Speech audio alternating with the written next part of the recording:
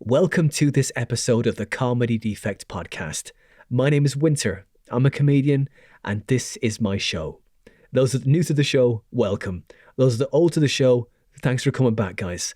I am so excited about this podcast because one of my comedy heroes when I first started was like, oh, what is this guy doing? How can I do that? That's what I want to do. I want to just be free and connected and be like just a comedy. I don't know. Neanderthal is a compliment. It's just being there with them and enjoying the moment and just riffing and just seeing what happens. And it was wonderful to watch. I absorbed all of his stuff online. He's just such a great talent. It is, of course, the excellent comedian Tony Law. Now, you could find Tony on all the socials as Mr. Tony Law. And look, go and check him out. If you haven't seen any of his stuff, go and find him on YouTube and then come back and listen to this podcast. He is such a great talent and a unique talent. And I don't know what more to say about this one, but he's such a great guy. And he also does his own Twitch stream, and it's called the Virtue Chamber Echo Bravo. And that's on Twitch. And it's called the Tone Zone. The Tone Zone, and it's called the Virtue Chamber Echo Bravo. And go and check that out. I don't want to spoil it because we talk a lot about the stuff that I don't want to do in the intro. I want you to hear it on the podcast. But look, he has some great nuggets of information. As I say, there's some great nuggets that we pick up along these podcasts of what you do with comedy and how people approach it and how they feel about comedy, how they're passionate about comedy. And this guy made me passionate about comedy. I was like, well, you can do that? You can actually do that? I was like, that's amazing. I want to do that. You know, and so it lights a fire under me when I hear this stuff back again, because you can get so jaded in comedy and you can be, oh, we can't do that. Yeah, you can. You can do whatever you want. You can find your own comedy. You can find your own sort of path, and this is what Tony did. But yeah, it's great. So go and find him on the socials, Mr. Tony Law. Go find him on Twitch, the Tone Zone, Virtue Chamber Echo Bravo. That's what it is. So yeah, Tony Law, he's absolutely excellent. Anyway, you can find me on all the socials as well. Winter Dominus, that's me, Winter Phonander. And if you're going to go to Facebook and like the Comedy Defect podcast page, do that. Join the group as well. I'll just post the podcast there, and also gig dates that I've got coming up. I don't have many at the moment. I'm doing my own gigs at the moment around Hertfordshire, but the thing is, I've broken my leg, so I'm just learning to walk again. No joke, honestly, guys. No joke, honestly. I can't literally do stand up at the moment. My legs are broken. But anyway, look. Talk to me. Message me on Instagram if you want to hear more about it. Look, you see some of my Instagram posts anyway about what's happening there anyway. So look. So yeah, if you like this podcast and you want to donate, you can. Look, but you know what? I'm getting by. I'm doing all right, thanks. But sure, why not? If you want to tip me, why not? You can go to Patreon, type in the Comedy Defect podcast, type that in, donate as much or as little as you feel this podcast is worth. But you can't donate, that's all right. Just share your favorite episode, or don't tell anyone about it, because look, I don't want too many people listening to it, because some great bits of information here, which, you know what, right? I want to keep for myself, really.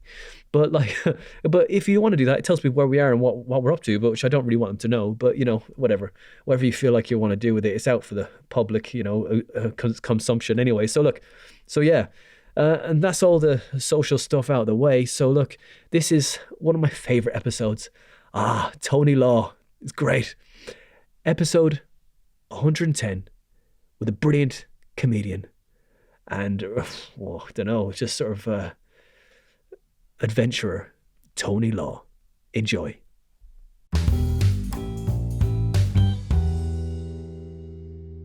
Mr. Tony Law, thank you so much for spending the next hour and a tiny bit with me talking about comedy and your life. How are you getting on? Not too bad, actually. I had my moments during the lockdown, but I've actually, because I lucked out near the end and got a couple of voiceovers, I started to, it's like Stockholm syndrome. I feel like I like it now because I was able to make a living. Great. And that made me think, I wonder if you were able to stay working, whether the lockdown was really so bad for some people. Bad for my kids, though. They had to be around me all the time. So how did you manage with that? I think our relationship is more complicated. Right. No, the school, I am thick as, I didn't realize I was so poorly educated. Right. I knew it was pretty bad. No, it's pretty bad. So I had to do a lot of studying the night before I would do a lesson with them. Right, okay. And they're 11. So you had to do like Zoom stuff as well, did you? Or was that possible? Or Yeah, so my son's school did Zoom, thank goodness. Yeah. They were amazing. Oh, yes. But my daughter is homeschooled, so my wife's doing that anyway. And with maths, she's got someone that does it for her because there's no way either. Both of us are as bad as each other, actually. We're the most poorly educated people in our block, I'm sure of it. Well, that's okay. I mean, look, that's it. We can connect with everyone then, really, isn't it? That's fine. Is those voiceovers, what do you mind talking about them? What was it? What are they for? So the one I got at the beginning of the lockdown was to do Sky Comedy's, some of the links on Sky excellent. Comedy. Yeah. Coming up at 9, it's Two Dope Queens. Great. And I would put in, my angle was, the other ones, they'll try and write a little joke or a link about the show. I would put little snippets in from my life, when I was 12, my buddy Terry Ackerman used to roll me down the hill in an old car or whatever, and then go, coming up next, it's AP Bio. So I would just do weird little things like that. Nice. So that one was regular and helped get through. And then I did a few deliveries, not like, I didn't get a job for Tesco or anything. Those are hard to get. Oh, yeah. But I did a few deliveries for friends' local business, delivering sausages around, and that was fun. That kept me sane. Is it like money? Like organic sausages or something like that, or is it just like? Yeah, he gets them made by. They're called Big Apple hot dogs, and they're really popular. He's got a few different suppliers and sausagiers or whatever they're called. Yeah. And he knows all the best recipes that he wants. And then he does events and stuff. So there was none of those on. So he was shipping it around to people buying bulk. So my other friend builds and maintains windmills now. That's a long story though. He sort of fell into that. So I delivered a few parts for him. That was good. Because I love a long drive. That was the big part of comedy I was missing. Yeah, what is that, up on the mountains or something? They're not the super giant ones. They're the sort of medium-sized ones. Okay. And they're usually on farms or, a business that's got enough land.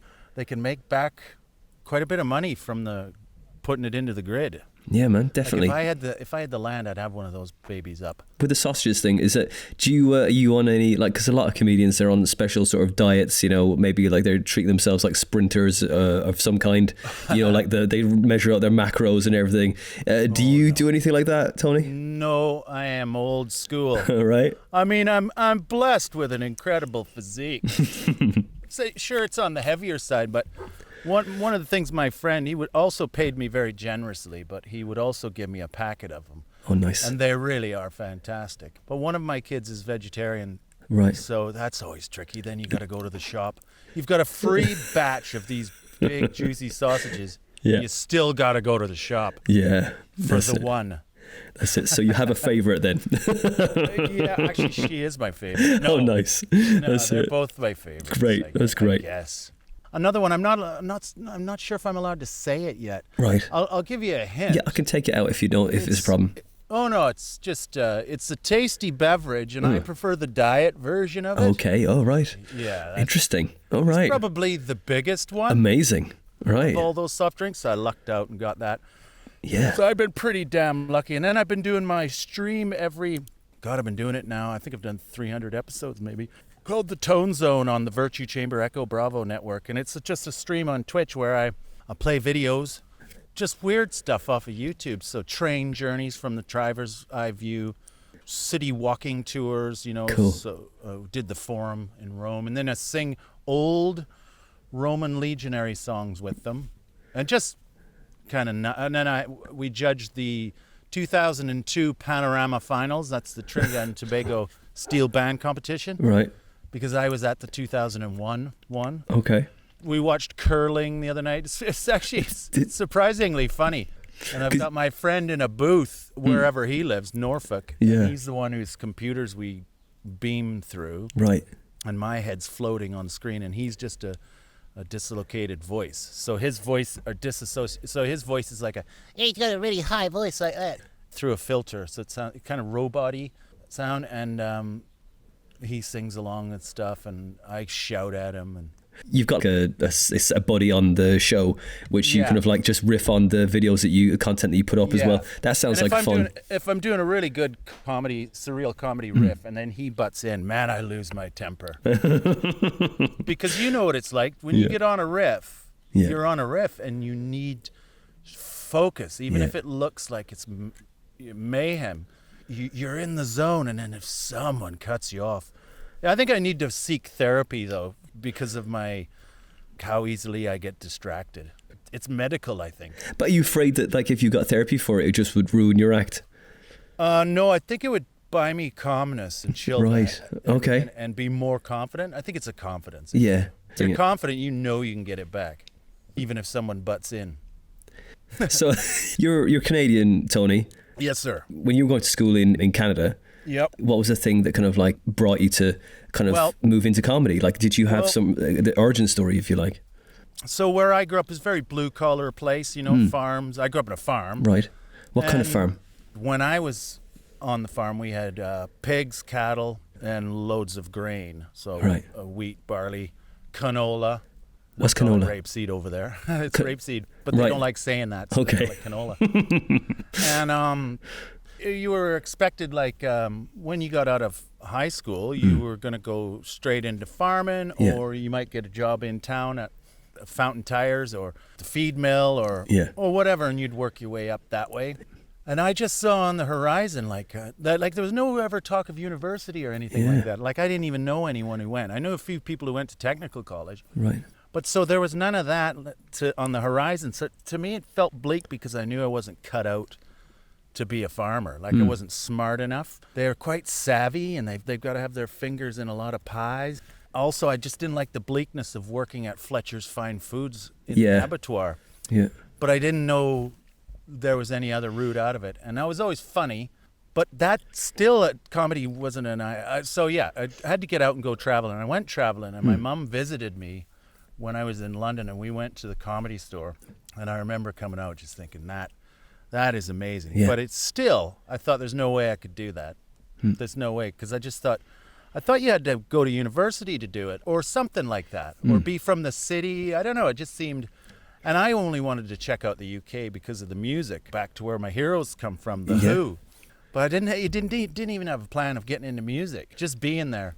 Anyways, I guess I had been in London for 10 years when I finally got up the courage. I was working in a bar down in Turnham Green, Chiswick. One of the regulars in there was Lenny Henry's brother, Paul Henry. And he used to laugh at me when I would get going behind the bar. Yeah. Laugh and laugh. And he just kept saying, "You are funny, man. You've got to do this." And I was like, what? And it was his confidence building in me over a 6-month period and he ran a gig as well. And he gave me my first gig, and then I was hooked after that. Where was the gig? In Chiswick. I can't remember the name of it. Oh, I was terrified. I drank way too much, and it wasn't that good. I knew I had to keep doing it. Then I went and I did the Glastonbury Comedy Festival because someone had saw me at one of them. And I won that, and I thought, well, that's it. Now I'm going to be famous. But I didn't realize you had to keep hustling and doing gigs. Yeah. So there was a few years there where I didn't do any gigs. Just was working in the bar, and I'd do the odd one. And then I went to the Edinburgh Fringe for the very first time. And I thought, holy shit, I didn't even know about this. What is this? It's all comedy. And I remember seeing, Rich Hall, Garth Marenghi, Mighty Boosh, and Simon Munnery. And I just thought, I'd never even heard of who Nietzsche was until I saw a Simon Munnery show. So I went and read about, because I've always been one of those, those self-educated kind of working class type, like your Andrew Maxwell type. So I was always a big reader, but I had no idea about philosophy or any of that stuff. So it's Simon Munnery, and I thought, you can do this in comedy? Because I was doing stand-up the way I had seen it at the Comedy Store or on telly, like you had to do setup, punchline, observations about life. And I was shit at it. Like, I remember Ed Byrne would go up and do exactly what I was trying to do and be brilliant at it. And then it was like someone like the Boosh, I started to do stuff I thought was funny. And then it was Ross Noble who said to me, you you got to stop everything you're doing and just do what you want to do and do it on your own in your own venues. And I listened to that advice 7 years after he gave it to me. Yeah. Actually, it was closer to 9 years after he gave it to me. And boy, he was right. That's when things started for me. So by then I'm nearly 40, but or not quite. It was before that, actually. So 2009. Yeah, and then Stewart Lee got me to open for him on his tour. Brilliant. And, so there's my origin story. That's great. Boring. No, not at all. I mean, I know you've said it many times before. I get it. It's like, it's locked in now. When you were like growing up in Canada, going through the farming stuff, I mean, I had this sort of like, if I grew up in West Cork in Ireland, and there was nice. the same sort of thing though, like all around me. But we didn't have a farm. We had like a couple goats. We had like chickens. But you know what, right? That would have lasted 6 months if we had to really survive off it. Do you know what I mean? We weren't going to make any money from that. Yeah, that's why I feel so at home, and like most of Ireland's like that outside of Dublin, isn't it? Oh, very much so, like rural, very much, and it's beautiful. I mean, I went away traveling as well, like just trying to get out of the small town, and just kind of see what the world was like, and like you're just trying to like absorb some information that wasn't sort of there must be something else, and you're always looking to see, you're seeking something, but you don't know what it is yet, and you're just searching, and then you find it, and that's the thing, you lock onto that, and it's like that is the thing. That looks like the hardest thing. I've always found it very familiar in Ireland, well, especially Northern Ireland, but that's because Dad's family's from there. Right. But all of Ireland felt vaguely familiar from the things you're kind of saying. You were saying there. The thing is, if you try to go further than the people from your local area, there's that kind of, who does that person think they are? Like, Oh God, yeah. I had a bit of that when I went home in betweens. Yeah, only from the odd person. Like a lot of people were very encouraging. Oh, geez. Like I even had one guy say, "So tell me, are they still communist over there?" Right. Wow.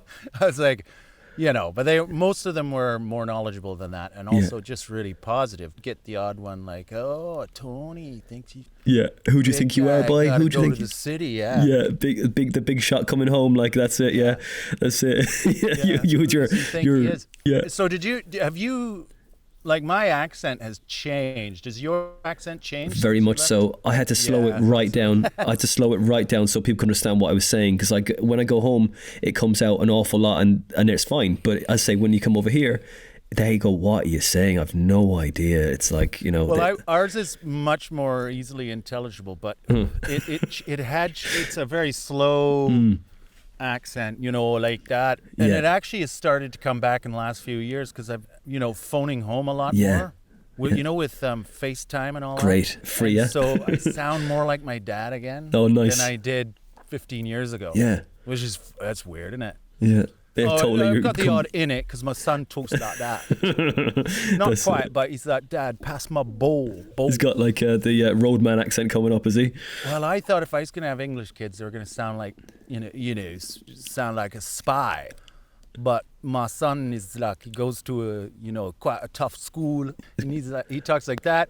And my daughter has a more kind of, sing-songy Englishy accent, but that's because she takes after mum. Right. Because Mummy used to have a northern accent. Well, she had a posh accent, and then she had that beaten out of her when at school, so she developed a Yorkshire accent. Right. And then that changed because her mum didn't like her talking like that at home. So then she spoke a kind of a flat middle, and that's where my daughter sounds. Yeah, that's it.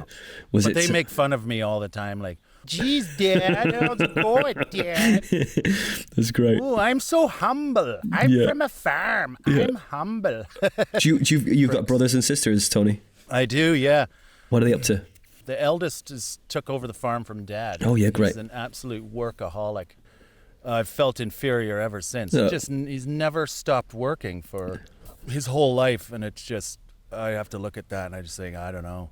The other brother worked just as hard. He went and worked out on the oil patch, and then worked his way up, and he lived in this trailer in Cochrane, Alberta, while he was working a full-time job, and he had kids in the trailer, and then put himself through university on his own. Studied. It took him 6 years, and he got a master's degree. First one in our, like, we're all going. I remember Dad even saying, "Well, what's he doing that for? He's got a damn family." And like, none of us could figure out what is wrong with him. Yeah. Why is he doing that? What is he going to be, a Was he going to be a teacher? What the fuck is he doing? Sorry, you cut off. It was a business degree. Business degree. I just missed the. Yeah. And then he worked really hard and moved his way up in BP, and he retired at my age. Wow. Unbelievable. Amazing. So I have those two.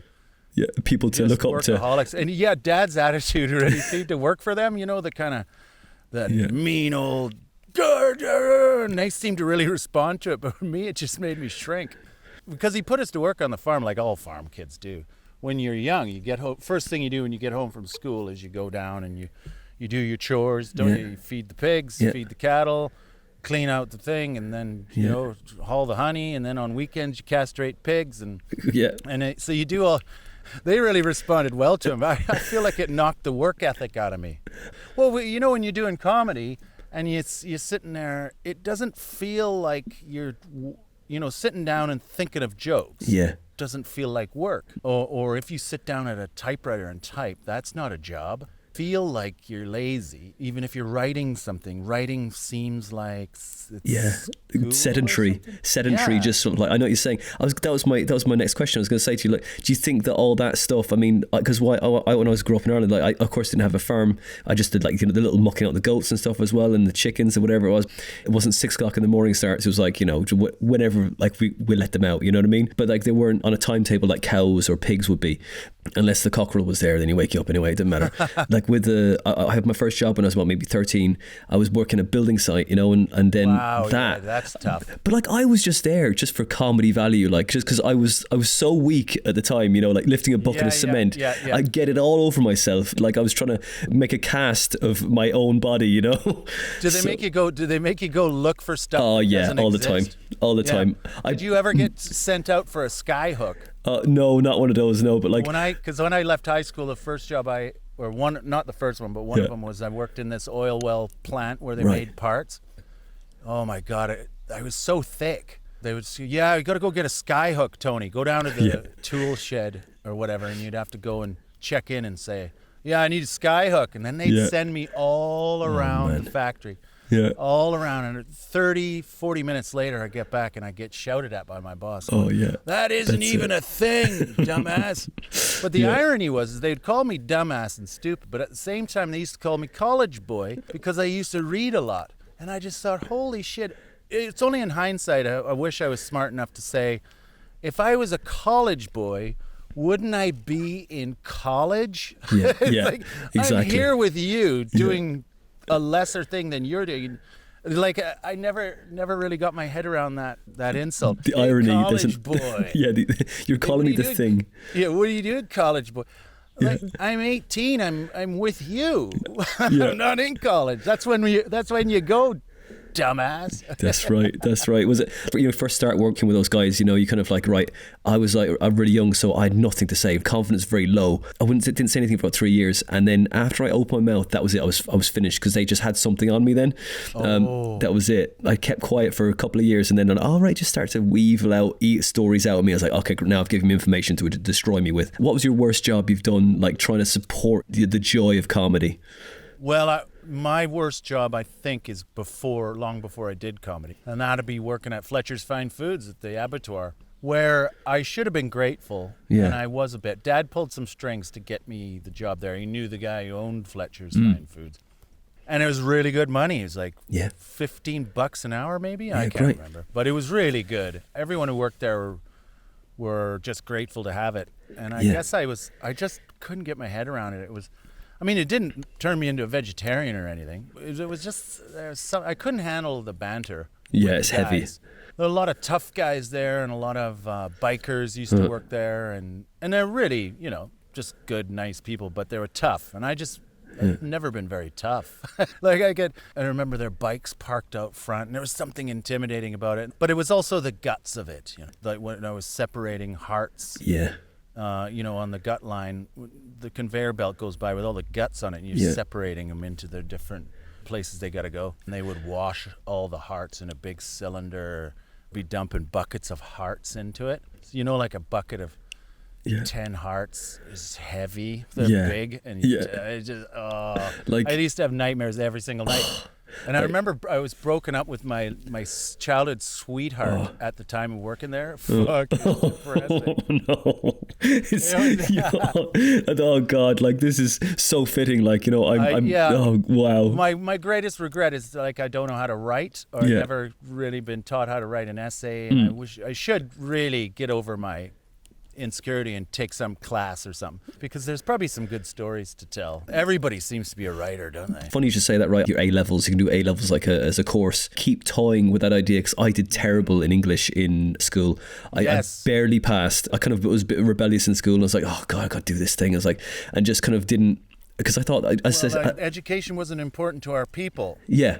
They weren't educated themselves, and when you become a comedian, you meet all other comedians like you and I, and there's a divide in comedy. There's the ones who they've been to college, and they know how to write stuff, and they end up getting jobs in writing as well as doing stand-up, and so they're kind of in a more confident position, whereas you meet some of us dudes out there. I've met some guys that are just like the funniest person I've ever met. And you think they should be on TV all the time, but they're not, because they're not able to translate it into the right format, like write a sitcom or stuff like that. And also maybe it's a confidence thing as well, because I think that coming from I say you're talking about confidence there, it's like coming from a background like that where you know better than you ought to be sort of thing, you shouldn't be better than you ought to be. There's that kind of, it's always that kind of that slightly a huge amount of self-hatred, and you've got to try and fight that until you can get to the other thing. And also like in our family, the last 10 years of my childhood, we were doing okay, so on the one hand you had Alfie and Gertie come over from Belfast, and both from abject poverty. All their years in Canada is even worse poverty. They don't know how to farm, but suddenly they're farming. And so Dad grows up in poverty, but then when things just were at the right time to be a farmer and a hard worker, and so he started to do okay. So I grew up not feeling that thing you get from, I was dead poor. I mean, we were quite poor for the first 10 years of my life, but after that we went to restaurants. We got to fly to Trinidad, where my mom was from, right? Because Dad worked on the oil rigs when he went out to work when he was 15 on the rigs, and they said, do you want to go to Trinidad? And none of the other rednecks wanted to go to Trinidad, so him and his twin brother went down there, and they both came back with Trinidadian wives. So he lived down there, so he had a broad open mind of the world. Great. That, I think, him and Mum, is the reason I was able to look out. They weren't like college professors, but they at least offered me, Trinidad. So I would go to Trinidad at, I think, 11, and I just would be there for 3 or 4 months, because it was too expensive to fly there for 2 weeks. You'd go for a few months. And I just had loads of Trinidadian friends. Great. And I've got cousins who are all different shades, who are like related to me, and it's the weirdest. So I was lucky, really lucky, because obviously I was doing better than a lot of those dudes. So I didn't have that angry fight. Like, I come from nothing. Whereas Dad had that. Dad had that his whole life. That's that chip on his shoulder. I inherited the chip, but I haven't earned it. You have a little, like a bit of a groove. More not a full chip. Like, it's not a crack that's going to break it. It's just a little bit of a notch. Spilt glue that's hardened on a lump on my shoulder. I've got that. That's good. That's good to have a bit of something behind you, for sure, but not hopefully it doesn't overtake you completely. Because I read a lot, and I was also really intrigued with people who had been to college, and in awe of them, that you could have a conversation about stuff. I suppose I started to talk differently. I started to sound, because I was well into history, so I could talk about history with people. And then, that's the great thing about comedy, is later on, when Twitter started, I got cocky and became, so I used to drink an awful lot, and but everyone only talks about the downsides of alcoholism. But some of the good sides are, it makes you confident. And during the times when you're in control of it, or right on the edge, you do things like on Twitter, get in touch with Mary Beard and show her pictures of your daughter reading. We would watch her documentaries, and my daughter would always say, "Where's Mary's bike?" Because she would always push this bike through in her documentaries. And I got in touch with her and said, "My daughter wants to know where you're putting your bike in the documentaries." She got back in touch. Anyway, we eventually became sort of friends. And then she would come to my gigs and stuff. She's a real laugh. You know Mary Beard, the classics professor from the Cambridge University. That was amazing. And they like having a friend like Tony, I think, sometimes. Of course. He's a bit of a wild card. And then when I started getting some success in 2012, 11, 12, 13, I got invited to do the Teenage Cancer Trust gig out at the Royal Albert Hall. Oh, wow. Yeah, 8,000 people. Also, the patron, or the guy who started, is Roger Daltrey. He's like a hero of mine. My wife and I went there all gussied up for the big show, and she went, and you're under the thing, like, when you see the backstage tour stuff of the rock bands in the big underground dressing room areas.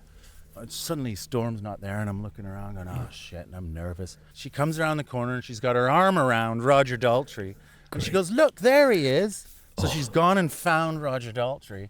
And then she goes, look at him, because I started to cry. And she goes, look at him, he's crying. And Roger went, don't cry, mate, come in. He's such a geezer. And then that was one of the most romantic things anyone could ever do. And so nice. And he goes, Sean, listen, mate, you can't be worried about this room. It's a lovely room. Yeah. And I'm going, room? Yeah. Roger, this is a room? Well, and then it dawned on me, of course, compared to Wembley Stadium, I suppose it is a room. Yeah. Yeah, so I don't know why I jumped into that. I just wanted to name drop Mary Beard and Roger Daltrey. Like, wonderful. Like, I mean, that's so that in your comedy journey, it just sounds so basic now. And it's like, oh my God. So I should wash my mouth out after I said that now. The only problem with that, though, was I couldn't share it with anyone back home because my mom and dad never knew who Mary Beard was, so it didn't impress them. They didn't even know, it didn't impress her when I told them her job. Yeah. They didn't know who the Who was even. But my brother, who I look up to as my kind of junior dad, he's like dad too. Yeah, he's the nicer dad, the nicer younger dad. He knew about the Who, and so that impressed. That's great.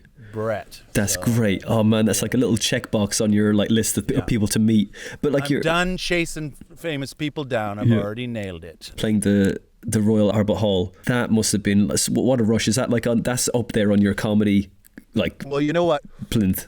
Because it's a charity gig, they're super nice. But also that doesn't guarantee anything because my stuff's quite out there and surreal, or especially at that time. But I was hitting the zeitgeist at the time because I was on Nevermind the Buzzcocks, and I was on the team of Noel. So people who were getting me. So gigs are becoming easier than they'd ever been because people knew what to expect. Whereas before, people would go, why is he talking like that and shouting? Whereas then they were going, oh, this guy's surreal, so he's going to be like this guy, So there was a bit of recognition in the audience, which helped. But also, I had just met Roger, and that's all I could think about. So that I just strutted around that stage. Great. And it was, again, one of these other things where I fuck everything up because the gig was so good. I just thought, well, that's me now. I am on my way. Yeah. I do not need to keep the gas on the pedal. Yeah, just relax now. To me, I win. Like, I become too easily satisfied. I thought, well, I've done the Royal Albert Hall. What's next? Yeah, totally. Oh shit, I've got to make a living. Fuck. Yeah, that's right. That's right.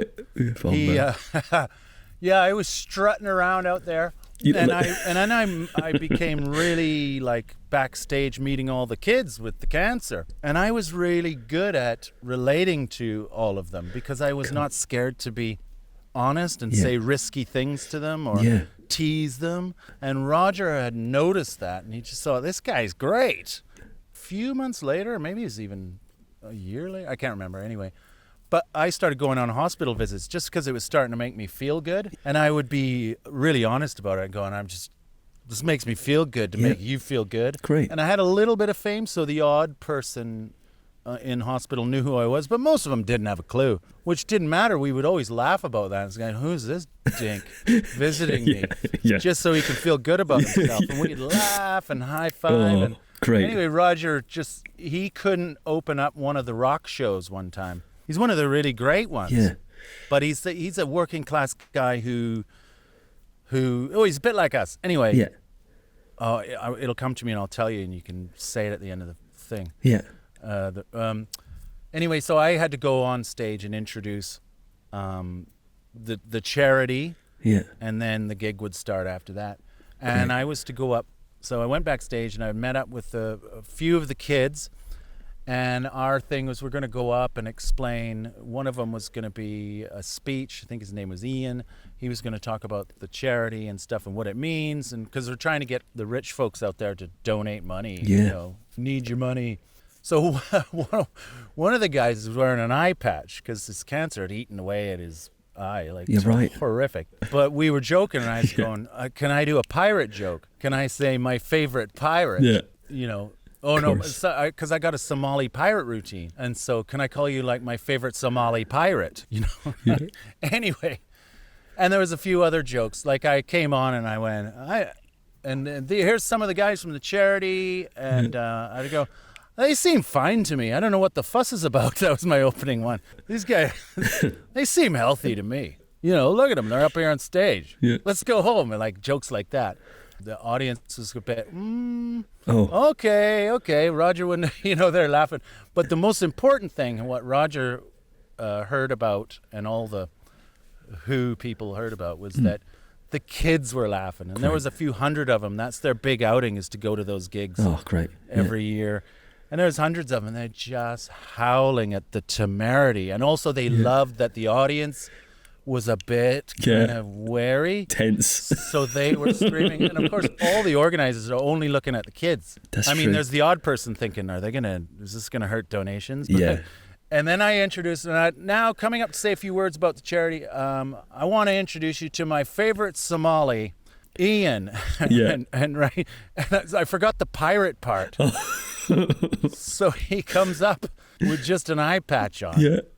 And he's a white kid with cancer. Oh, yeah. Oh, and it just went silent. But all the other kids are so howling that laughter sort of finally made its way around the room. Great.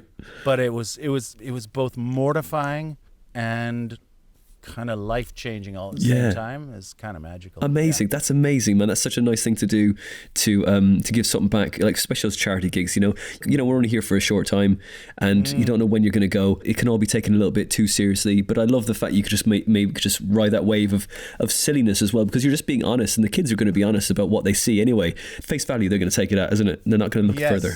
Well, a really nice thing, a few years ago, 2017, I think, I did a thing called Tony Law on Ice, where I was sitting in a pub in the Bill Murray, where they, the Bill Murray? Yep. I was sitting in the Bill Murray, and someone said, what kind of thing would you like to do that's out there? Talking to the bartender, and I said, I don't know, it's something like Tony Law on Ice. That'd be great. I'd be me, I'd do stand-up on ice. And overheard me was a little kid called Adam Larter. And he went, I could do that. And anyway, we just became friends. He's about 15, 20 years my junior. He just went and wrote a stupid play with loads of props. Yeah. And we approached Alexandra Palace ice rink. And anyway, long organizational thing, but we put on Tony Law on Ice, which was a play. None of the cast could skate. Right. And it was very dangerous. Yeah. We probably could have got sued badly, but luckily they were comedians, nearly smashing their heads. I'll bet. My kids were in it, dressed as bears. Great. And it was just a big spectacle. We sold 500 tickets.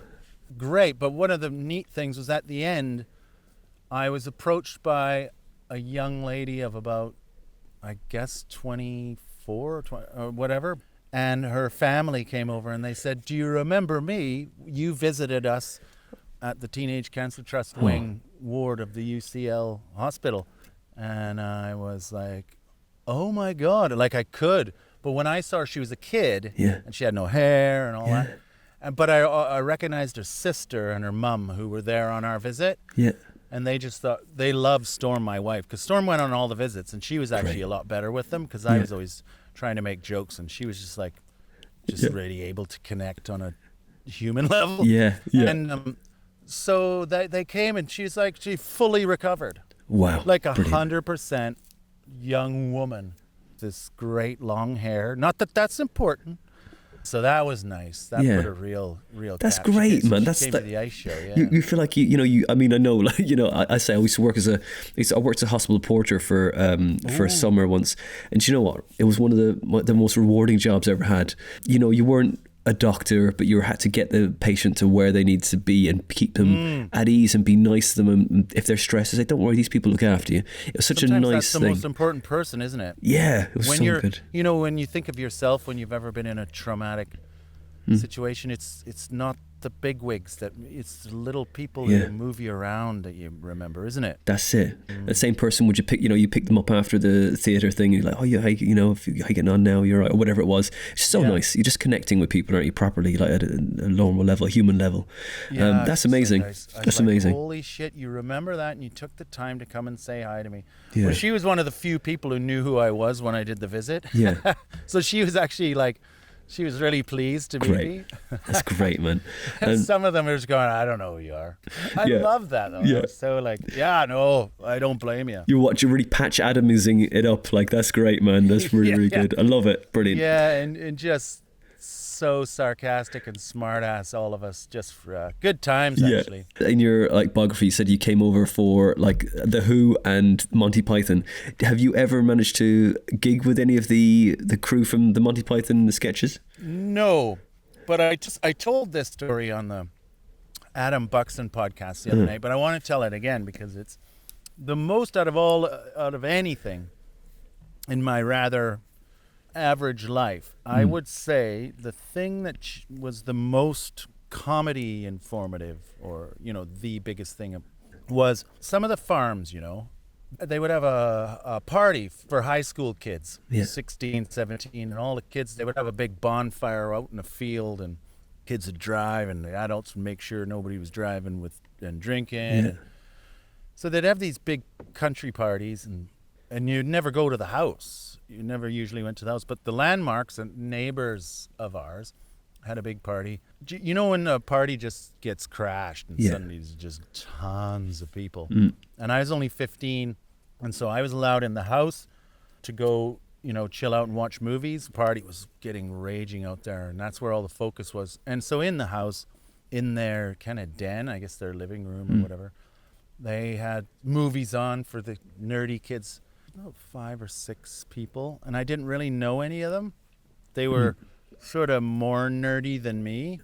Anyway, Monty Python was on, The Holy Grail, and I'd never heard of Monty Python. Yeah. And I watched it, and I remember starting to watch it, not quite remember. And I was a history nerd my whole life. We had no books in the house, but we had the Encyclopedia Britannica from 1967. Yeah. So Mom and Dad bought that over a course of 5 years or something like that. I would read all the history, and I loved the smell of the books. I smell the books. So I read history, and there was also cartoons on before school. So I was a history nut. It's like a historical movie, which I dig. Great. But it's comedy. Yeah. And the jokes were so... it got through to me like a laser. It shot through into my heart, and I didn't actually laugh the first time. My mouth was open, and I was kind of going the whole time, and I was looking at the other people, and they were kind of laughing too, but I was going, like something was breaking. It's like you're upgrading. It's like you're downloading the firmware. I felt like I was broken. Great. Something had broken. And then by the end of the first time through, I was laughing so hard. I was crying, but I was weeping, Brilliant. And we put it on straight again. Yeah. A couple of the other people were getting infected by me, so we were weeping. And then at some point, I stopped laughing again, and I just cried. I thought, this is it. This is the greatest thing I've ever experienced in my life, and I think I ever will. And then I got laughing again, and I've never laughed like that since. I mean, I've gotten close with my wife when we were on holiday. We took a holiday one time before the kids to Cuba. So it ticked all the boxes. Our socialist kind of bullshit. Cuba, Yeah, she just had me laughing on the beach so hard. She goes into the water, like topless beach, so gorgeous wife goes into the beach and stuffs seaweed down the front of her bikini bottoms and pants, and it's just spilling out. She comes back, she goes, "Oh, I think I can't get me back in my pouch." The jokes are better than that, but it was like that, and we're smoking massive cigars. Great. Anyway, she was just riffing, and that was as close as I got. But that great. Monty Python changed everything. I thought, this is all there is in the world, is this kind of weird, like, who would have thought to taunt people from the top of a castle? Of course you would. Go away! Yeah. You're in the power. You've got the power. King of the castle. Brain whoppers. I loved it. Brilliant. And like, is the Holy Grail your favourite Monty Python sketch? I would say Life of Brian overtook it for a while. Right. Okay. And actually, I've watched it every few years for years. There was a time it didn't make me laugh, actually, because I kind of maybe overdid it, but I watched it again with my daughter, and she just howled. And then it reminded me of why it was funny. And they started doing it around the house. But I let them listen to or watch it when they were a bit young. Yeah. But then my wife, her father, who's an old military guy, who's long dead, died when she's like 6. Her mom used to say he used to inappropriately take the kids to the cinema. And he took them to the Holy Grail when they were like 6 years old, which is way too young. Yeah. Can't call me out on watching this too young with the kids, because her dad did that to her. It's like a tradition now. The kids have to do that to their kids. The cycle of abuse continues, isn't it? I really like the short stories they did as well. What are they called? The Monty Python's Meaning of Life. The ones with the short stories they did. Stories. Tell me about your favorite. For me, I think it's definitely the Holy Grail is just brilliant. It's just from my childhood. Watched it with my friends, and it was just, we would always do take off the skits from it. It was brilliant. That wouldn't have happened without old Beatles guy George Harrison. He funded that. So that's what got it made, I believe, because he just loved Monty Python. And he just used his own Beatle money. I love a bit of that Beatle money. Yeah, for sure. Can't figure out what the short stories were. But the sketches of the Flying Circus. Let me look. Flying Circus. Has Monty Python been cancelled by the new cancel culture? That just popped up on my phone. Here's a good story about Alfred, my granddad, who was from Lisburn, Ireland. And he got put in an orphanage when he was 8. His mum had 17 kids. Loads of them died in childbirth, but a few survived. But she met a man once her husband had died, who was going off to Canada. I think they were not giving land, but if you had a little bit of money, you could get a small bit of land in Canada. Yeah. So Canada was begging people to come over to farm this land. Anyway, so she put him in an orphanage and left with the guy and his 8 kids or whatever it was. And so Alfie, then he worked in some factories or what do they call them, workhouses or whatever. Yeah. That kind of, early 20th century bollocks. And then he went to World War I by stealing one of his dead brother's identities. Whoa. Yeah. Yeah, called him so he could go to World War I at 15. Wow. Apparently that happened a lot. That's it's mad, isn't it? You're stealing someone's identity, like who's dead, to go and fight in a war where you might die as well. I mean, that is horrific, isn't it? Because we look back and we see all the footage of the carnage. I mean, they knew that it was pretty dangerous, but there was also a great way if you're uber poor and from Ireland, Northern Ireland, or most of England, most working class people. There's a reason why they went. Yep, that's it. It's jobs. Get away from this shithole. That's right. Because it wasn't like, it's like the 10% of Britain were the ones enjoying the spoils of empire. The rest of the people were working on cotton jennies and down mines and child laborers. Yeah. So trying to survive. He went, did that, came back from World War I.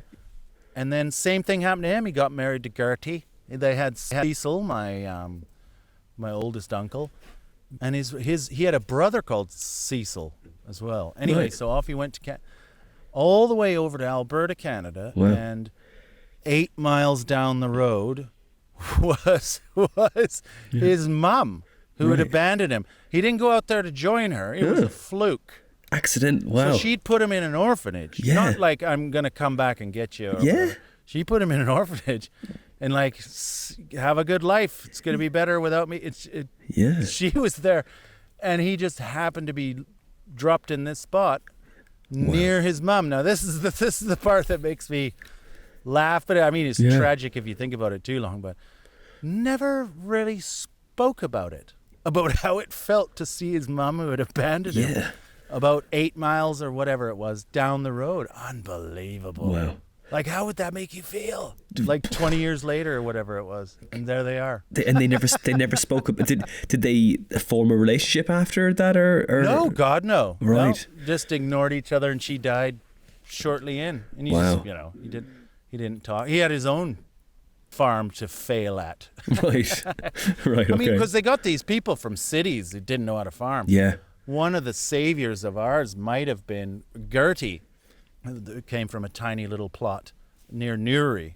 I don't know how they met, Gertie and Alfie. Wow. To meet someone from the same, your mum. Yeah, that's so, it's like homing pigeons, isn't it? You know, it's like, 'cause when I, like, this is very small comparison to that story, but that is incredible that, like, you know, your family 8 miles down the road.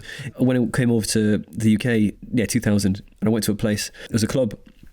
Loads of people, like there's about 7 rooms in this club, massive. Like if you lost your friends, that was it. They were gone for the night. You'd never find them again. And I was at the back of the room, and like this woman said, "Winter." I was like, "Oh."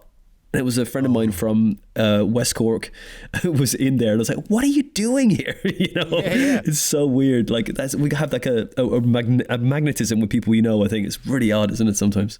Why are you here? Yeah, totally. It just blew my mind. But that's amazing. That's an amazing story. A sad story too. But I found I mean, it's so long ago now, but. And you can go to these stories long ago and make them too like, but you know, that's good to know, because then you can forgive the person like Alf for all of his foibles. You know, my dad wasn't able to forgive him because of his alcoholism, and Dad wasn't able to think about, well, maybe that was the PTSD brought back from World War I, or maybe because his mother abandoned him and turned up in frickin' like, it's easier. My generation to be able to look back and be forgiving of all of those people. And the one thing to hand it to my dad is he kind of stopped the alcoholism. Like, he just didn't drink. And I picked up the baton that he left on the floor. I said, "Hey, somebody left this on the floor." I got this one. I got this. I have none of Alfie's excuses, so it's a bit, well. Yeah, you try to you're sharp. Look, he said, "Look, all I've got is a groove. I don't have a full chip. I need to make this chip better." Yeah. I have to nosedive my own life. Totally. That's where the art is. That's where the despair and all the creativity comes from. I love it. Earned it. Totally, that's what it is. So I found out what that show was, and it was Monty Python's Ripping Yarns. It's brilliant. Check that out if you haven't seen it. Yeah. I probably know it. Yeah, you probably know it. It's got the monkey's claws, one of the famous sketches in it, but it's brilliant. I said an hour. I don't want to take up too much of your time because I'm looking. I want to be respectful of your evening. I mean, who doesn't love talking about themselves? Oh God, yeah, it's the best thing ever, right? And also, I just like talking about Alfie and Gertie and Donald Edward and Ronald Edwin. Right. That's the name of the twins. That's fucking. I bet they were common names back then. Talk about working class Protestant Northern Irish people with the names. Just like there's like sending out Esther, Cecil. Yeah. Donald, Ronald. Yeah. But their middle names, Edwin, like real Anglo-Saxon names that they couldn't possibly. So funny. Yeah. But and I remember having teachers from, Irish Catholic teachers at school, and they would always, I remember Liam McNiff asking me about Granddad. And asking me all these questions, and then Granddad asking me all these questions about Liam. And I was wondering what was going on there. Yeah. They were sizing each other up. How many dogs you got? Do you have a sausage dog as well? Yeah, no, the sausage dogs died a few years ago. Oh, I'm sorry to hear that. 2 dogs, 2 cats, 2 twins. Well, 1 set of twins, 2 kids. Wow. Mum and dad, 2 bedrooms. A lot of life up here on the third floor. Yeah, I ask this every person I have on the show. I said, now, in comedy, right, when you first started, what was your first joke, if you remember? I think I stole it off of a bridge, right, which was 668, neighbor of the beast. Right. That really tickled me, and it was on a bridge. Never seen it since, but yeah, I did that for years. Because you riff so much as well. I mean, when I first started, like I was like, well, watch your stuff online, and I was like, oh my god, that's brilliant. And like I was so like in awe of what you did, because I was nowhere near doing that at the time, you know. And I met you coming back from English Comedy Brussels on the Tube, and I asked to take a picture with you as well. I don't know if you remember that, but anyway, it was years ago. Yes. And that was when I was like just starting out, and I was getting some good, Where was nice that? gigs. Where did you? I think that was either I think it was King's Cross or something. I was just coming in. That's right. It was on the Tube. Yeah, that's right. Out front of the Tube, like on the platform. That's right, on the platform. Yeah, and I was like, hey, Tony Law. I was like, there he is. I remember it. When I was watching your stuff. Wait. I love this sort of stuff. Had you been to a gig? Yeah. Yes, you'd been to O2 or something. No, English Comedy Brussels. English Comedy Brussels. Oh, okay. And I was like, yeah. He said, yeah, I'm doing that next week. I was like, but I went when the time was, it was the World Cup and Brussels were playing, so it wasn't a very, very busy gig. But it was like, hey, look, it was really fun to do. I did it with Chris Martin and Deliso Chapanda. I love Chris Martin a lot. And Chapanda. Yeah. God, we go way back. I've done some car journeys with him. Yeah. God, I used to take the piss out of him, and me. Love him. It's great. I remember your sketch about the shark and the bear. Oh yeah, that's going back now. Love that. Do you know, I accidentally saw that the other night, and I thought I could do that way better now. Like I'm a way better performer than I was then. Yeah. The material was actually okay, but I didn't know how to make it weird and silly. It was, but that's nice. Yeah, it's great. I loved it, man. I was really like you were my heroes at the beginning, at the very beginning, like, you know. And it's just a pleasure to have you on. And I asked this one other thing, like, you know, when you're riffing and stuff, and you say that it's kind of hard when someone interrupts you. So I mean, like I had a bit of a problem at the very beginning with controlling my energy in the correct way, because if I got interrupted or it wasn't going my way, I would get very angry. And trying to put that into doesn't make a good gig go well for you. I know what you're saying. Yeah. And, for me personally, and I don't think you have that, I think it might come from the fact that I interrupt people. No, I've still not nailed that, actually. Right. You know, I get too distracted and it's just a lack of confidence of like just thinking, you know, I'm worth listening to, or, you know, and my wife and I even had a conversation about this today. Yeah, you know, like how you can throw an entire gig because someone's talking. Yeah. But, you know, my answer was to go to art centers and just do it to my own people and try and cultivate a small audience of really polite, kind people. That's my goal, is to just play to kind people. Safe space. Yeah. I know it's not the way you get to the top. No, it's the like, way you keep where you are. Yeah, like there's nothing wrong with that at all, is there? It's like, look, you know, why do you have to try and convince them every time? Why do I have to? I know I'm doing what is right, you know, because you know yourself, and you got that other person over there has got something wrong with them. It's one of the reasons I really like comedians, because comedians know more about you than anyone else. Comedians are always very kind to me. I quite like that. Yeah. I mean, you wouldn't know the ones who aren't. Yeah, of course. Kind. I love finding an act that I like, because I can't keep too many names in my head, but I like finding an act I like and then sort of just going to town on their behalf. And my new one is Ola Labib, who's like, she grew up in the UK. She's UK, but her parents, I think, are from Sudan. Right. And she does comedy from a Muslim perspective, but she does it in a kind of surreal, just funny bones. You know when someone's got funny bones? So that's my new one, that I'm just like, anyone who'll listen. Because I think, like, how many of us know anyone with Sudanese parents? I don't. I mean, my kids probably do, but I don't. And I just want to hear their perspective. And also, it's mostly actually that she's got funny bones. I love funny bones. You know what, right? There's like a thing that's hilarious about comedy, is that comedy's the only job in the world where people go, oh God, we're sick of listening to these idiots. we want idiots from this country because they sound different, so we'll pay them to come here to entertain us. Isn't that? It's so ridiculous. Hilarious though. It's like, oh, they're exotic. Okay, great. I love it. Brilliant. Yeah. I mean, I remember though going over to Belfast way back during the Troubles doing gigs. I just getting a free ride compared to the English acts, you know. I remember when it wasn't Jake, but it was one of the regular hosts at the Empire. It was so naughty. It was Nick Wilty, who had been in Northern Ireland as a trooper, right, as a soldier. Wow. It wasn't Jake. It was one of those guys, and he said, "This next act." So this is 1999 or something. Right. "This next act's from England." No one says anything. And he's been here before. Not to this gig, but he's been here before. Ladies and gentlemen, Nick Wilty. And they went on, and he was getting booed. Wow. And it was horrific. But he stood his ground. Yeah. And he just slowly chipped away at it with his surreal thing. And I think that's one of my favorite Belfast stories. Great. I used to get away with so much. And then I would try and be cheeky with it. And I would try and tease the audience and say because it was very famous, the Empire, during the Troubles, where there would be big guys or whatever they would call them, like proper bad men in from both sides. There used to be some sort of weird psycho thing they would do and go and like watch the same gig.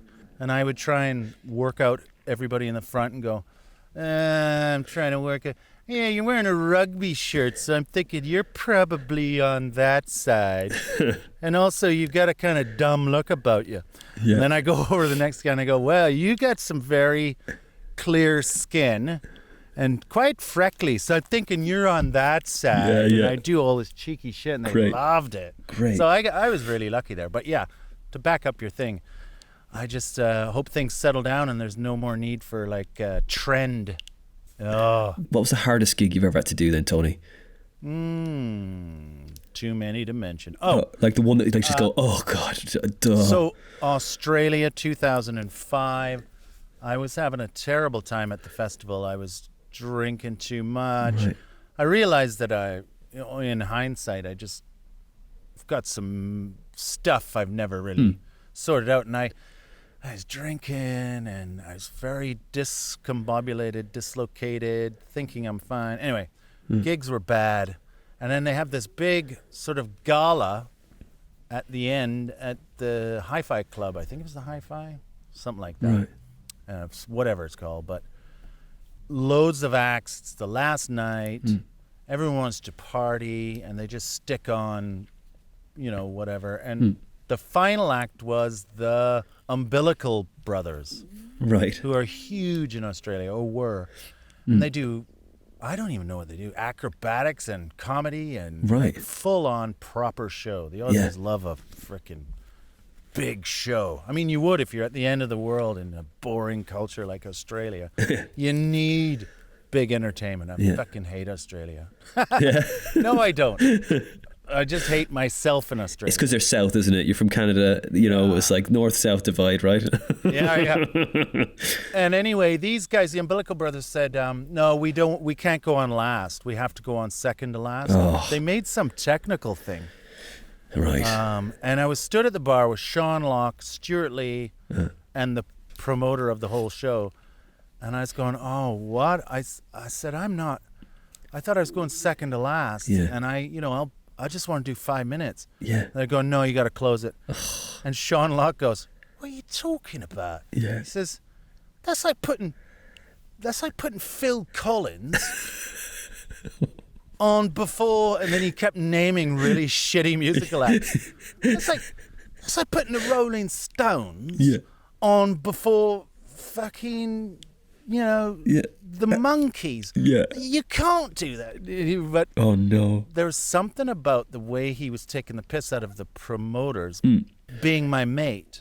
Yeah. That kind of filled me with a small amount of confidence. And I went to the back and I found some coveralls, some what do you get? Boiler suit. Yeah. And I found a baseball cap.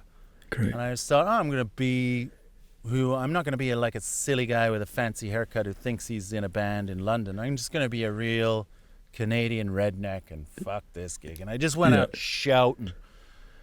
And I just went, so, you know, when you're shoving a guy's feet into a wood chipper, right?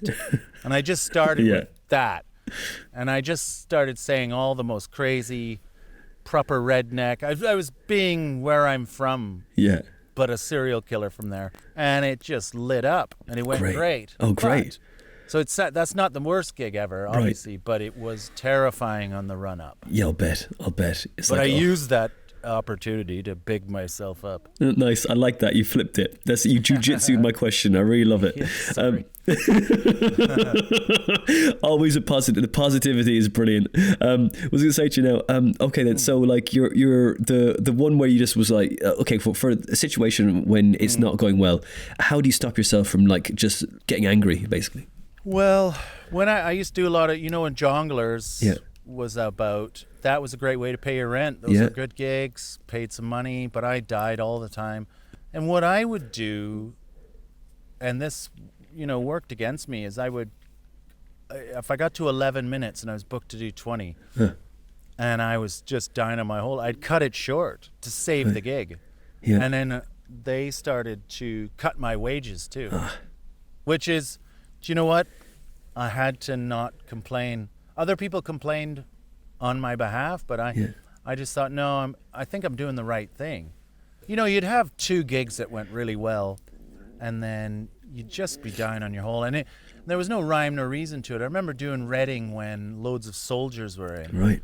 It was just full, like 200 squatties, like proper grunts.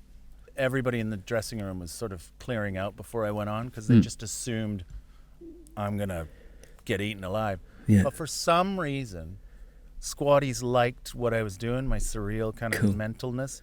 So I would do good. And then the next night, everyone's being really nice because they think I'm going to absolutely nail it. He was great with the squatties, and now he's got a normal crowd in. But the normal crowd were just... And these are working class people. We should be getting along. But I guess that for some reason, I just couldn't connect with them sometimes, I guess I'm like that, like you maybe, or a lot of us, we might have that background, but we kind of connect with maybe nerds and outsiders. Introverts, isn't it? Maybe. The Jongleurs is also a franchise as well, isn't it? So it's people who want to be going out and are in the same sort of group. They don't necessarily want to go out, but they're going out because their friends are going. Do you know what I mean? That there's no... Yeah, well, there was that thing where if no one is going to listen or give you any respect, then I guess I have no confidence. Whereas I think with the squatties, as crazy as they were, they all watched from the beginning, and then I could get them. They gave me a chance. 2 last questions then, Tony. Which is your favourite show of all the shows you've done? I think only because it's recent. When I got in the middle of the 2 lockdowns, I finally got a gig off its feet in Alexander's in Chester, and with social distancing, we could get 45 people in. Great.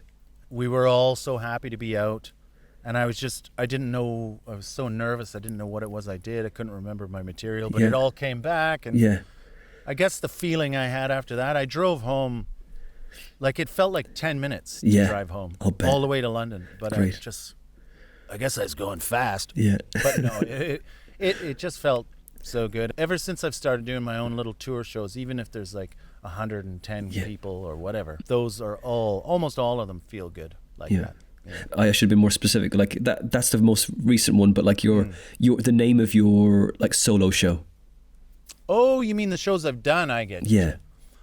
Ooh. Oh, and I'd say not 2012. That's the one that won a ton of awards. Oh yeah. Oh, sorry, I had to drop that. Just what was the awards, Tony? No big deal. You can look them up. No, what were they called? What was the? Oh no, so I won a bunch of Chortles. Oh yeah. And then I won about 5, I think. And then I won. And then I nominated for the Edinburgh Award. Yeah. But it was the show the year after, 2013, right, that I liked the most. Great. Because I came on with laser fingers. Oh, brilliant. And there was there's actually bits from shows. There was another show where I played catch with an enormous giant beach ball with a member from the audience while listening to Journey. And there was something about that routine which was I loved it because pure clowning. Yeah. So I like that the most. You're actually physically playing with the audience, aren't you? Just throwing a beach ball back and forth, right? Yeah, and it takes nothing away. Like, they don't have to commit to anything. All they have to do is play catch. Yeah. There's something about playing catch that I think is a real human. I don't know. I used to give myself loads of philosophical background to every decision I'd make. Yeah. I think I'm going to start doing that again, because it makes you feel like you're doing something worthy. Yeah, like a fine art degree. Yeah. Because my wife's into art, and my daughter's an artist, and my mother-in-law. So I just think, try and talk to yourself like you're an artist, and it makes you feel better. You treat everything with respect. It's like the process. I think so. Like yourself. Yeah, that's true. That's very true. Okay, one last thing then before we go. When you first started doing comedy compared to now, what did you ever model yourself on any? Now this is a open-ended question. It could be. I've had people who have modeled themselves, and they say that they have compared to a job or an animal or a being. Broad question, so take your time. So like, I've had people say that they see themselves in comedy as a PCSO, but police community support officer, IT technician. I've had plumber. So do you have an archetype or a role model or job in mind? Well, for this? It's changed over the years a lot. Okay. I think that my most successful period was when I looked at myself as an adventurer, where I had the hair and the trousers that came up under the waist with, the braces, and I was like somebody venturing out and taking everyone with me on a journey. So I think adventurer, and in looking back, I've applied Alexander the Great to me because I've been getting into Greece and all of that, and Persia. And I just thought, oh yeah, that's what I was trying to be, Alexander the Great. But some sort of adventure. And then I remember meeting Dylan Moran one time. Yeah. Came to a gig, and I think I was still struggling with when I first stopped drinking in 2016 or 17. And I had no confidence, and he took me aside and did a big long chat with me. He took me out. He did this elliptical speech to me. He was trying to save me. He was trying to say, you've got to think of yourself as a doctor. You've got the medicine, Tony. Yeah. It's really beautiful and kind of him to do it, but he was trying to say, you're really funny, and you clearly don't believe it. And it didn't sink in right away. I wasn't someone who just went, yep, fixed. It's taken a few years, and it's all sunk in. It's like a real poet, like a thing a poet would do for another poet or something. That's something I probably don't actually mention enough out loud. But he kind of put me on the right track again, I guess. Yes, nice. He would have said a doctor. We're doctors. But I would say an adventurer. Adventurer. One last thing. What's your favorite part of history? Well, it would have to be at the moment. I like going way back. Okay. My favorite of all time is the Dark Ages. Like, when the Roman Empire leaves the Western Roman Empire, it collapses. There's something horrific and dark about that period of, like, what would that be like? Yeah. That kind of total collapse. And we know so little about it because everything went. There was no learning and and nothing. It was proper dark. So that period.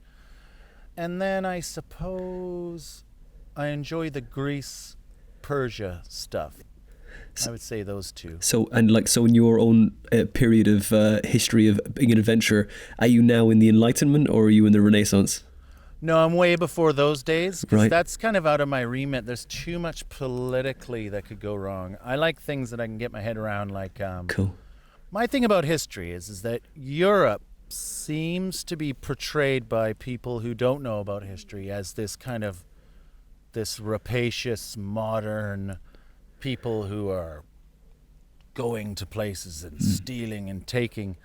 And I've got this theory about it. I think that the Europeans lived so dark and so poor for so long that when they got a chance to be on top, they just went nuts. Because I think that's the thing people seem to forget. It's like most of the people in Britain and Europe were not beneficiaries of things like slave trade. Or, most people were actually working down factories as children. Like, there's loads of people who were exploited. And I think that's a thing that might start to be more in the public conscious. But and also, like, even if you go back to like the Roman Empire, we seem to glorify it, but 40% of the population at some point were enslaved. So like all cultures, you can look at them with rose-tinted glasses, but they've all got some dark shit going on. That's true. And I think, and even the Vikings, like, we seem to go, Vikings, just adventurers, but they kept slaves from everybody they conquered. Yep. Slavs, literally, that comes from slaves. Well, so humanity is awful true. All the way around. That's true. And like we're saying about like the Europe, like everyone was like a slave or working for someone else wasn't it until the bubonic plague when they started actually paying people because everyone was dying and they couldn't get anyone to work or feed the castles. Yes, but then that reverted back eventually to, I mean, it was a small advance, wasn't it? Yeah. But then it sort of went back. And of course. And then there was like Ireland had great periods, yeah. and then suddenly was like viewed as this impoverished backwater when it used to be kind of leading light in some way or whatever. Yeah. But I love all of that. But I spend all my time, any time I read is going quite a far back. So the Enlightenment stuff I don't touch because I don't know enough about it, and I don't know. It's I don't know. It's not for me. A bit like reading the Brexit dossier, is it? You're like, you need. It's just down a rabbit hole that it never ends. You're like, I know what you're saying. I like the big strokes, right? Yeah, but I don't know. Like, the more I've learned about like China's history and Persia's history, and how there's been these great empires all over the world. The Kush Empire, the Kushan Empire, and the more you learn about all the far-flung corners of the world, the more you realize that Europe was such a poor backwater, really backward thinking, like a nightmare of thuggery and misery. And I think that should be taught more, because there's people out there that think of Rule Britannia as this, didn't we have an empire and all that? But actually, there's a very brief period for this tiny population at the top. Yeah, if you really viewed it truthfully, you'd realize it was like far behind Han China or Ming China or all the Chinas. The dynasties, that's true, man. Persia was an absolute powerhouse, and then the Arab conquest. And, I mean, that's so interesting. All of that. That's true. Tony, it's been an absolute pleasure to talk to you for the last hour and nearly a half, but sorry for keeping you longer than that, but I just wanted to squeeze you. Not at all. I've had a really good time. I've enjoyed it. It's Love great. Talking history. So. It's been an absolute pleasure, man. Your show's called, is it Virtual Echo Chamber? Channel is called Virtue Chamber Echo Bravo on Twitch, and the show I do is The Tone Zone. But I think if you put Virtue Chamber Echo Bravo or Tony Law in, it should lead you there, hopefully. And you're on all the socials as just Mr. Tony Law, or? Yep, Mr. Tony Law. Brilliant. Okay, and have you got another show you're writing at the moment you're going to bring out soon, or? Nope. Cool. Yeah, sort of, but no. Okay, fine. It'll be there, but not great. Not yet. All right. Well, Tony, thank you so much for spending an hour or so on the show. It's been an absolute pleasure to talk to you. Oh, thanks, mate. Thanks so much. It's been really fun. Thank you.